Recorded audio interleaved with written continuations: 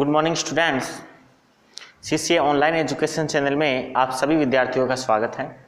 आज क्लास बच्चों अपन स्टार्ट करते हैं मृदा निर्माण की प्रक्रिया को प्रभावित करने वाले कुछ कारकों के बारे में से। और अपन ने लास्ट क्लास में इन कारकों को दो भागों में बांटा था। पहला जो प्रकार था वो थे सक्रिय कारक और दूसरा है निष्क्रिय कारक। तो अपन यहाँ आज का जो टॉपिक है वो स्टार्ट करते हैं मृदा निर्माण को प्रभावित करने वाले कारक। ये बच्चों दो प्रकार के होते हैं और इनके दो प्रकारों में से पहला प्रकार है वो है बच्चों सक्रिय कारक। सक्रिय और निष्क्रिय कारकों की अपने लास्ट क्लास के अंदर चर्चा कर ली थी। आज हम केवल उनके प्रकारों के बारे में वर्णन करेंगे, यहाँ उनके बारे में पढ़ेंगे। तो सक्रिय कारक में पहला जो प्रकार है बच्चों वो है जलवायु। तो पहला प्रकार कौन सा है अपने यहाँ, ये दो प्रकार के होते हैं जिनमें पहला है जलवायु। देखो बच्चों, जलवायु की अगर हम बात करें तो मृदा निर्माण को सबसे ज़्यादा प्रभावित करने वाला जो कारक है वो जलवायु ही है। और जलवायु सबसे ज़्यादा मृदा निर्माण की प्रक्रिया को प्रभावित करता है, क्योंकि जो मृदा होती है वो डायरेक्ट रूप से जो जलवायु होती है उसके द्वारा प्रभावित होती है। ये दो कारक हैं अपने जलवायु के अंदर, एक है वर्षा और दूसरा है तापक्रम। तो अपन यहाँ नोट करें सबसे पहले कि जलवायु मृदा निर्माण को मुख्य रूप से प्रभावित करता है। ध्यान रखना बच्चों, जो जलवायु होती है वो मुख्य रूप से आपके मृदा निर्माण की प्रक्रिया को प्रभावित करती है। जलवायु के बच्चों आपके दो प्रकार हैं, यहाँ ये दो कारक हैं। पहला जो आपके है वो है वर्षा। पहला कारक जो बच्चों वह है जलवायु में वह है वर्षा। वर्षा के अगर हम बात करें तो वर्षा के दौरान आपके पानी की जल की पूर्ति होती है जलवायु के अंदर। और ये जो जलवायु के अंदर जल की पूर्ति होती है ये दो क्रियाएं करती हैं, एक अपर्दन की क्रिया होती है और एक होती है अंतःस्त्रवण की क्रिया। ये दोनों ही जो क्रियाएं होती हैं बच्चों, ये दोनों ही क्रियाएं मृदा निर्माण को प्रभावित करती हैं। अपर्दन के कारण मृदा होती है वो अन्यत्र चली जाती है, चाहे जल के बहाव से जाए चाहे वायु के बहाव से जाए। दोनों ही अपर्दन के कारण मृदा दूसरी जगह चली जाएगी, मृदा का निर्माण हो जाएगा, मृदा की आकृति बदल जाएगी। अंतःस्त्रवण की जो प्रक्रिया होगी उसके अंदर जल के अंदर जो मृदा होगी वो घुलेगी और घुलने के बाद नीचे चली जाएगी। मृदा परिच्छेदिका के जो विभिन्न स्तर होते हैं बच्चों, उन स्तरों के अंदर क्या होगा, मृदा नीचे की तरफ चली जाएगी। तो अपर्दन और अंतःस्त्रवण जो दोनों क्रियाएं होती हैं ये दोनों क्रियाएं मृदा निर्माण को प्रभावित करती हैं। तो अपन यहाँ लिखें कि अपर्दन व अंतःस्त्रवण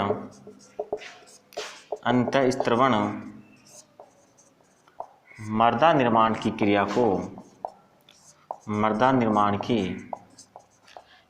को प्रभावित करती हैं। अभी अपन ने बात की कि अपर्दन के कारण मृदा एक जगह से दूसरी जगह पर चली जाएगी अन्यत्र, जबकि अंतःस्त्रवण के कारण क्या होगी, मृदा जल के कारण घुल के मृदा परिच्छेदिका में नीचे की तरफ चली जाएगी। तो दोनों ही जो प्रक्रियाएं होंगी इन दोनों ही प्रक्रियाओं के माध्यम से मृदा निर्माण की प्रक्रिया प्रभावित होगी। इसके अलावा यदि हम बच्चों बात करें तो शुष्क और जो अर्ध शुष्क क्षेत्र होते हैं उन क्षेत्रों के अंदर जल के जो वाष्पन की प्रक्रिया होती है उस वाष्पन की प्रक्रिया के परिणाम स्वरूप जो खनिज होते हैं उनका अपक्षय हो जाता है। शुष्क क्षेत्र में जल के वाष्पन की प्रक्रिया तीव्र मात्रा में होती है। ज़्यादा मात्रा के अंदर जो जल होता है वो वाष्प बनता है। किन क्षेत्रों में, शुष्क और अर्ध शुष्क क्षेत्रों में। तो ध्यान रखना बच्चों कि शुष्क और अर्ध शुष्क क्षेत्रों के अंदर जल के वाष्पन की प्रक्रिया अधिक होती है, जिसके कारण वहाँ पर पाए जाने वाले जो खनिज होते हैं उन खनिजों का अपक्षय अधिक मात्रा में होता है। तो अपन यहाँ लिखें कि शुष्क व अर्ध शुष्क क्षेत्रों में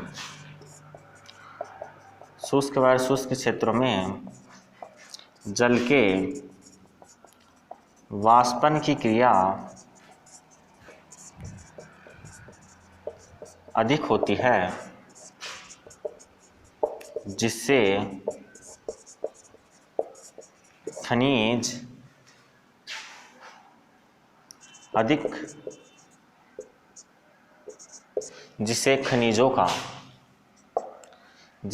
खनिजों का अधिक अपक्षय होता है। देखो बच्चों, इसके कारण क्या होता है, खनिजों का अधिक अपक्षय होता है। कब? जब जल ज़्यादा शुष्क और शुष्क के अंदर जल का वाष्पन की प्रक्रिया होती है, उस क्षेत्र के उस समय अधिक वाष्पन की प्रक्रिया से खनिजों का अपक्षय हो जाता है। अब बच्चों हम बात करें जलवायु के अंदर दूसरा और कारक है जिसे अपन बोलते हैं तापक्रम। तापक्रम जो होता है बच्चों, वो भी मृदा निर्माण की प्रक्रिया को प्रभावित करता है। तापक्रम बच्चों भौतिक, रासायनिक और जैविक जो क्रियाएं होती हैं, उन तीनों ही क्रियाओं को क्या करता है, प्रभावित करने का काम करता है। तो अपन यहाँ लिखते हैं अगले कारक को। तो बच्चों अगला कारक जो है अपना वो है तापक्रम। तापक्रम की अगर हम बात करें तो तापक्रम बच्चों यह है जैविक, रासायनिक व भौतिक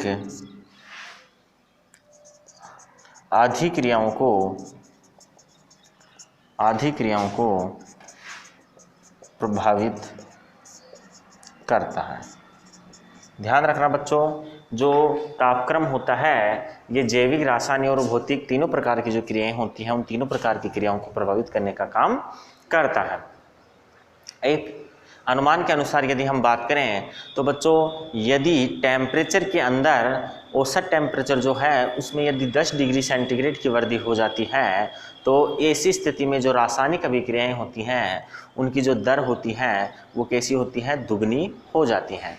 10 डिग्री टेम्परेचर बढ़ने पर रासायनिक अभिक्रियाओं की दर दुगनी हो जाती है। तो यहाँ अगर हम नोट करें तो बच्चों देखो, यदि 10 डिग्री सेल्सियस ताप की वृद्धि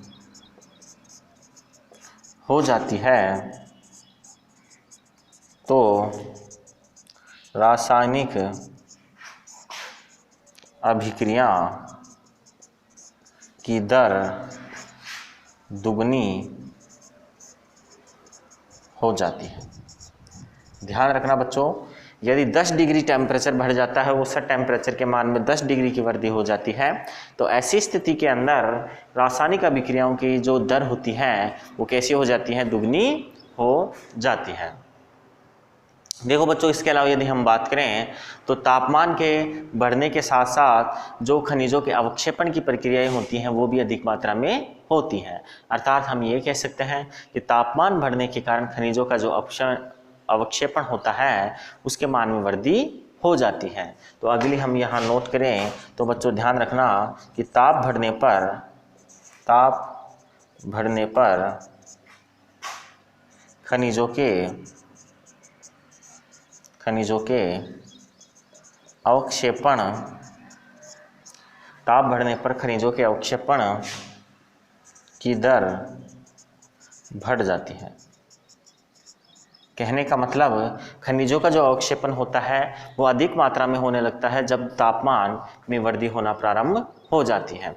इसी के साथ यदि हम बात करें तो देखो बच्चों, जो शीत क्षेत्र होते हैं उन शीत क्षेत्रों के अंदर यदि तापमान में वृद्धि होती है तो ऐसी स्थिति में वहाँ पर जो मृदा जीवांश पदार्थ पाए जाते हैं उनकी मात्रा में कमी हो जाती है। तो शीत क्षेत्रों के अंदर बच्चों तापमान बढ़ने पर,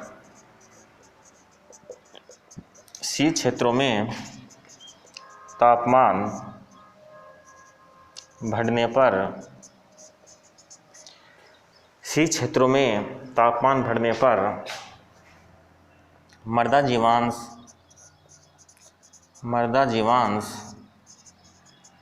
पदार्थ के मान में कमी आ जाती है।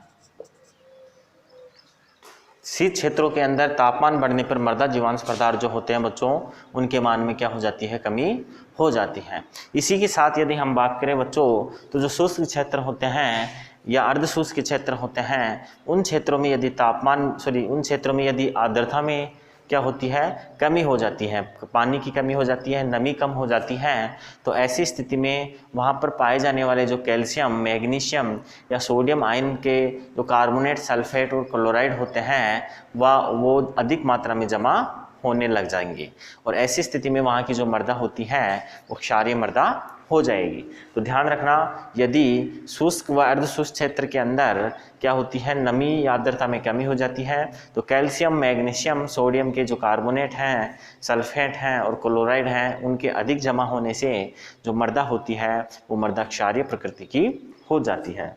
तो मैं यहाँ नोट कर देता हूँ कि ऊपर नोट कर लेते हैं यहाँ पे, शुष्क, अर्धशुष्क, शुष्क, अर्धशुष्क क्षेत्रों में यदि आर्द्रता में कमी हो जाती है, शुष्क अर्धशुष्क क्षेत्रों में यदि आर्द्रता में क्या हो जाती है बच्चों, आर्द्रता में कमी हो जाती है, तो कैल्शियम, मैग्नीशियम, सोडियम के कार्बोनेट है आपके, कार्बोनेट, सल्फेट व क्लोराइड मृदा में जमा हो जाते हैं,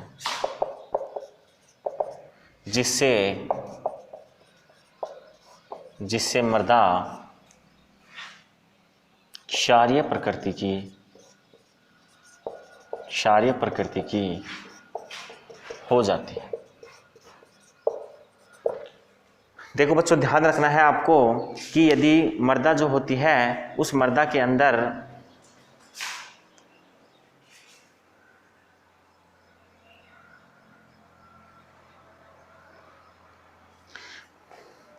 मृदा जो होती है बच्चों, उस मृदा के अंदर यदि क्या हो जाता है, शुष्क व अर्धशुष्क क्षेत्रों में आर्द्रता में कमी हो जाती है, तो कैल्शियम, मैग्नीशियम, सोडियम के जो क्या है कार्बोनेट हैं, उनकी मात्रा कैसी हो जाती है, उनकी मात्रा अधिक होने पर मृदा क्षारीय प्रकृति की हो जाती है। तो बच्चों आप इसे स्क्रीनशॉट लेके नोट कीजिए, फिर अपन इससे आगे स्टार्ट करते हैं।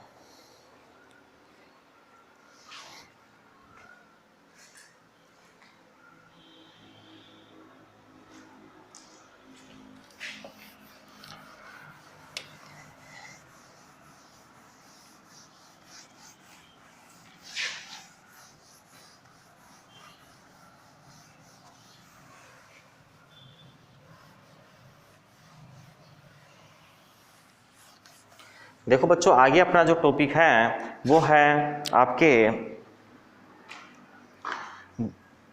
निष्क्रिय क्रियाएं। अपन ने मृदा निर्माण की प्रक्रियाओं के बारे में अध्ययन कर रहे थे और उसके अंदर आपके सक्रिय कारक जो है वो कंप्लीट हो गए हैं। अब आपके बच्चों सक्रिय कारक में एक बच रहा है जिसे अपन बोलते हैं जैवमंडल। तो अपन पहले जैवमंडल की बात करते हैं और जैवमंडल के बाद अपन बात करेंगे निष्क्रिय कारकों के बारे में।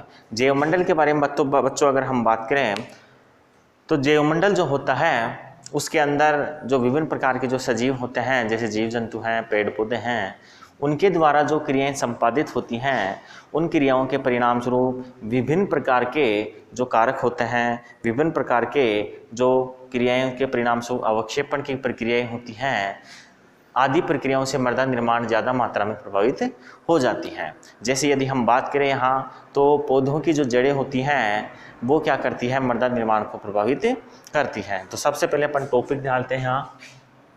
दूसरी जो क्रिया है बच्चों, कारक है, वो है जैवमंडल। सक्रिय कारक की अपन बात कर रहे थे। उस सक्रिय कारक के अंदर दूसरा जो कारक है बच्चों वो है जैवमंडल। जैवमंडल में बात करें तो आपके जीव जंतुओं के द्वारा होने वाली विभिन्न क्रियाएं मृदा निर्माण की प्रक्रियाओं को प्रभावित करती हैं। जीव जंतुओं व पेड़ पौधों के द्वारा होने वाली विभिन्न क्रियाएं, जीव जंतु व पेड़ पौधों के द्वारा होने वाली विभिन्न क्रियाएं मृदा निर्माण को प्रभावित करती हैं। मृदा निर्माण को क्या करती है बच्चों? वो प्रभावित करती है।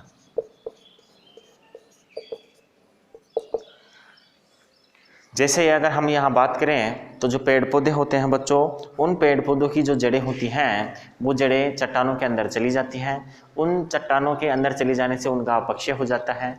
साथ ही में उनकी जो जड़ों के माध्यम से विभिन्न प्रकार के रसायन उत्सर्जित होते हैं। विशेष रूप से जो अम्ल स्रावित होते हैं ये मृदा की अम्लता को बढ़ा देते हैं। CO2 स्रावित होती हैं जो मृदा की अम्लता को बढ़ा देती हैं। विभिन्न प्रकार के अम्ल की जो मात्रा है वो बढ़ जाती है और मृदा निर्माण की प्रक्रिया इसके द्वारा प्रभावित हो जाती है। तो अपनी यहाँ बात करें तो पेड़ पौधों की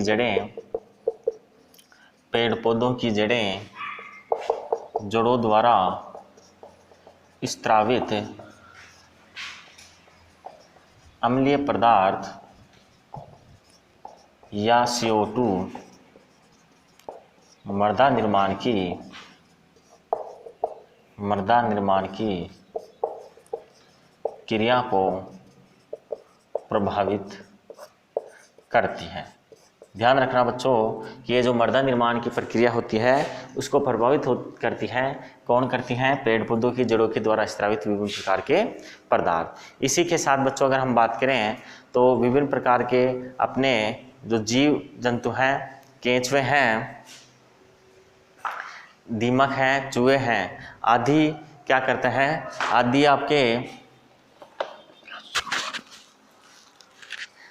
अपने क्या करते हैं? मृदा के अंदर जो मृदा का मिश्रण होता है उसको मिक्स करने का काम करते हैं। केंचुए, दीमक, चूहे आदि जो होते हैं आदि मृदा के मिश्रण को मिक्स करने का काम करते हैं और मृदा निर्माण की क्रिया में अपना योगदान देते हैं। तो जैसे दीमक,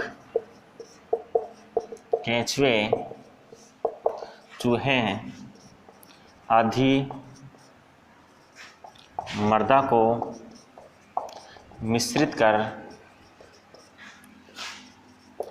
मृदा निर्माण को प्रभावित करते हैं।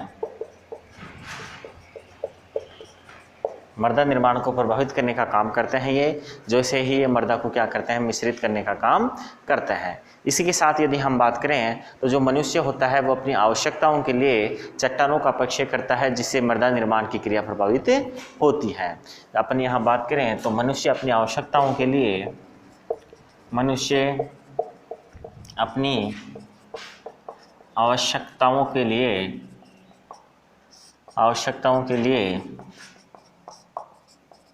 चट्टानों का अपक्षय करता है जिससे मृदा निर्माण प्रभावित होता है।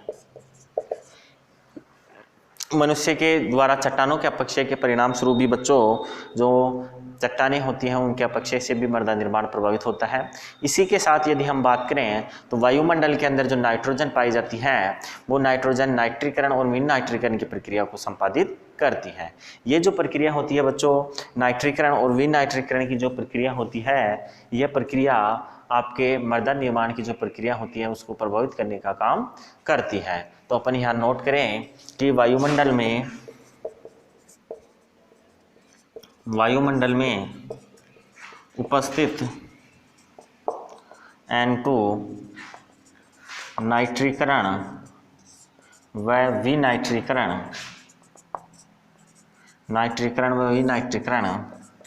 के द्वारा मृदा निर्माण को प्रभावित करती है।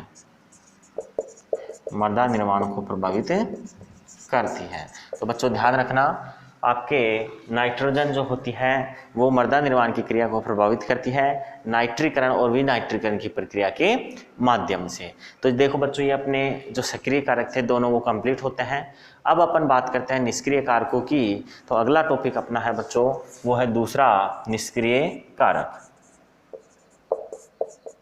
निष्क्रिय कारक। देखो बच्चों, निष्क्रिय कारक क्या होते हैं, इसके बारे में अपन लास्ट क्लास में चर्चा की थी कि इन कारकों के द्वारा जो ऊर्जा होती है उसका क्षय नहीं होता है, लेकिन वास्तव में ये जो कारक होते हैं वो सक्रिय कारकों के लिए आधार का काम करते हैं। सक्रिय कारक इन्हीं कारकों के कार्य परिणाम स्वरूप क्या होते हैं, सक्रिय अवस्था में पाए जाते हैं। तो अपन निष्क्रिय कारकों में जो पहला कारक है जिसे अपन बोलते हैं पैतृक पदार्थ, उसकी बात अपन यहाँ कर लेते हैं। तो पहला जो निष्क्रिय कारक है वो है बच्चों पैतृक पदार्थ।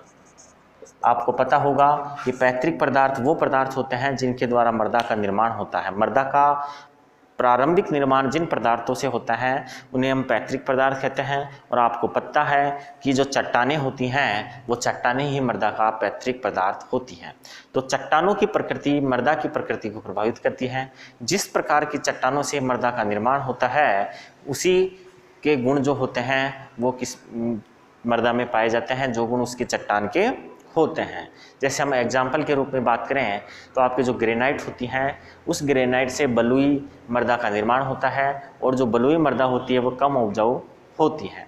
इसी प्रकार यदि हम चूना पत्थर की बात करें, चूना पत्थर से निर्मित जो मृदा है उसकी बात करें तो चूना पत्थर से आपके दोमट मृदा का निर्माण होता है जो अधिक उपजाऊ होती है। तो अपन यहाँ कह सकते हैं कि जिस प्रकार की चट्टान से मृदा का निर्माण होगा वो गुण उस मृदा का होगा और वो गुण मृदा निर्माण की प्रक्रिया को भी प्रभावित करेगा। तो अपन यहाँ नोट करते हैं कि मृदा का निर्माण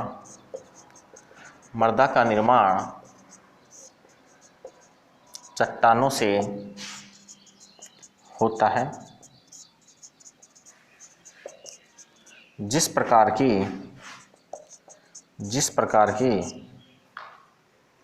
चट्टानों से मृदा का निर्माण होता है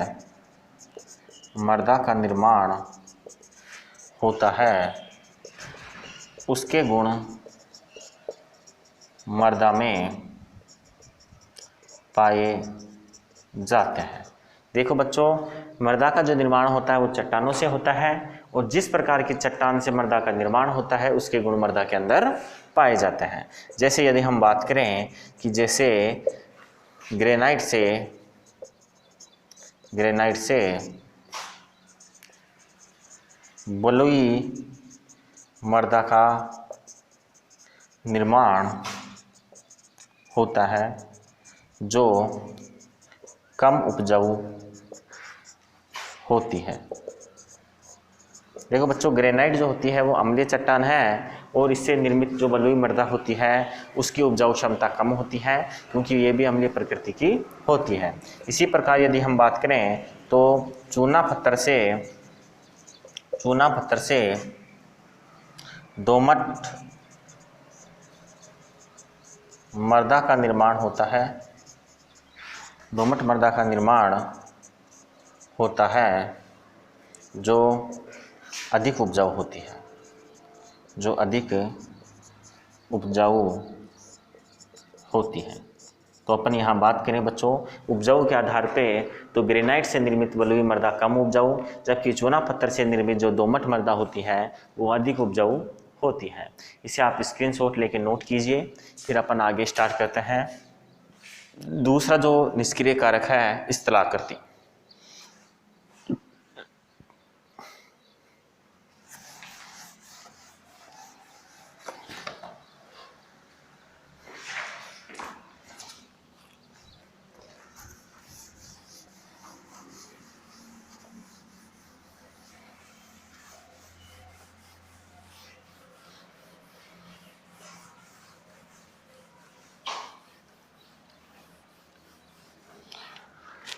दूसरा जो कारक है बच्चों वो है स्थलाकृति। ये निष्क्रिय कारक के अंदर सम्मिलित है आपके। और स्थलाकृति क्या होती है एक्चुअल में अगर हम बात करें तो पृथ्वी की जो अनियमित सतह है, अनियमित जो सतह है, सबसे ऊपर वाली जो परत है वो अनियमित होती है, समतल नहीं होती है, कहीं उबड़ खाबड़ होती है, कहीं पहाड़ होते हैं, कहीं खड्डे होते हैं। तो ये जो ऊपर वाली जो सतह है उसे ही अपन स्थलाकृति कहते हैं। तो पृथ्वी की अनियमित जो सतह है उसे ही हम क्या बोलते हैं, स्थलाकृति कहते हैं। सामान्यतः ये जल और तापमान से जो मृदा स्थलाकृति जो होती है बच्चों, वो जल और जो ताप होता है इन दो के द्वारा अधिक प्रभावित होती हैं और इसी के कारण मृदा निर्माण को प्रभावित करती हैं।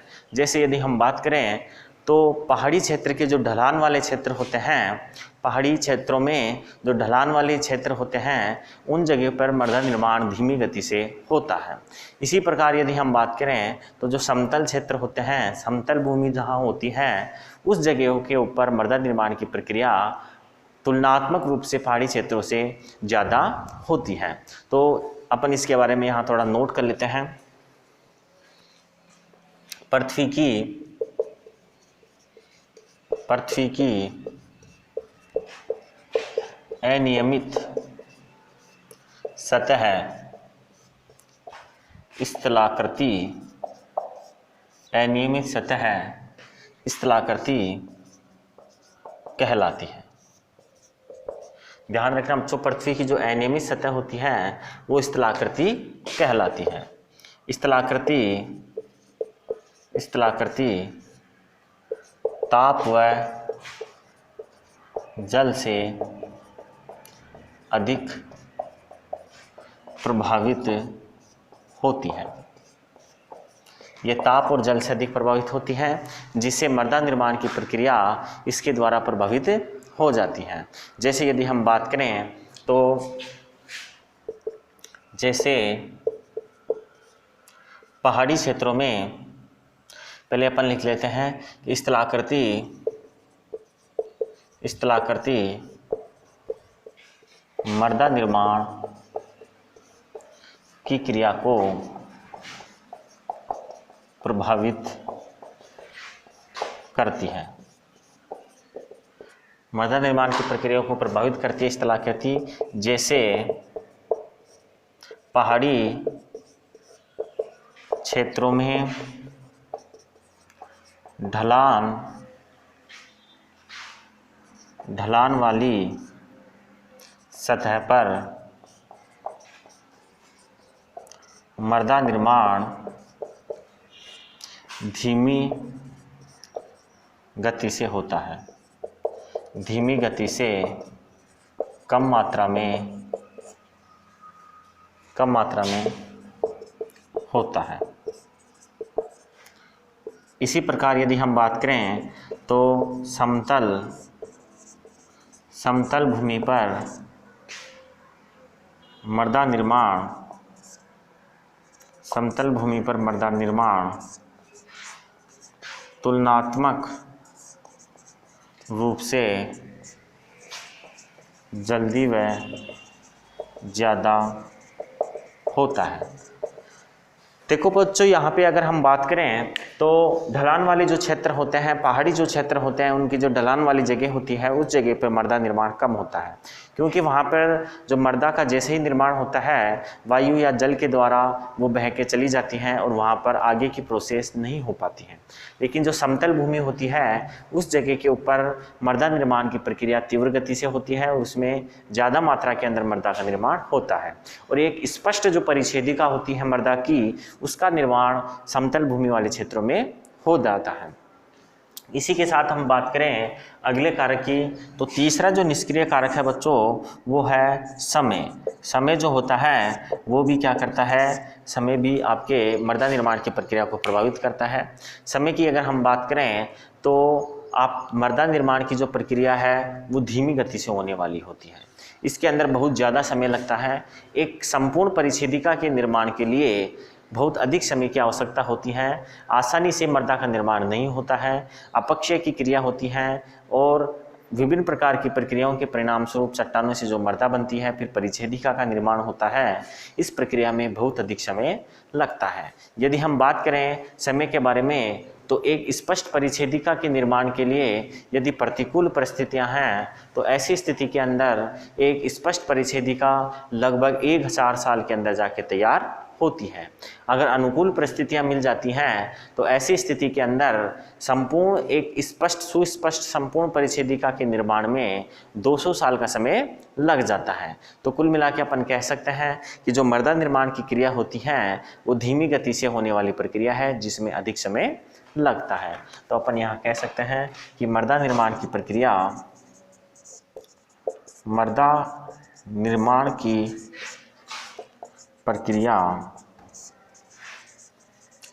धीमी गति से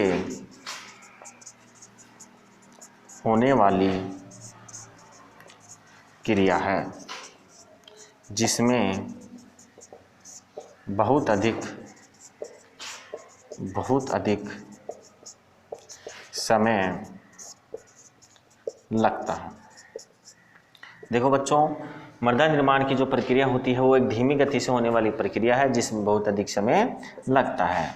एक अनुकूल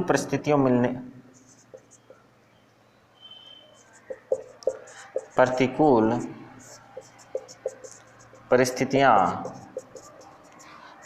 परिस्थितियां होने पर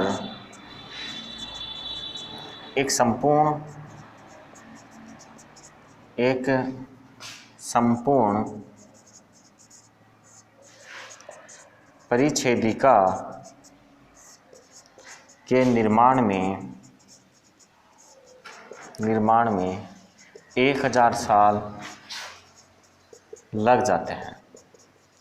देखो बच्चों, यदि प्रतिकूल परिस्थितियां होती हैं तो ऐसी स्थिति के अंदर मृदा निर्माण के लिए कितने साल लग जाते हैं? मृदा निर्माण में लगभग 1 साल का समय लग जाता है। और अनुकूल परिस्थितियां